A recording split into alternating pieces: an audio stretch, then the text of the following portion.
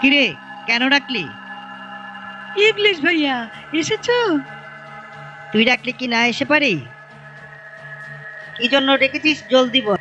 অনেক কাজ আছে। তুমি না আচার খাবে বলেছিলে? তোদেরটা বাদ দিয়ে আমারটাই খেতে চাচ্ছিস?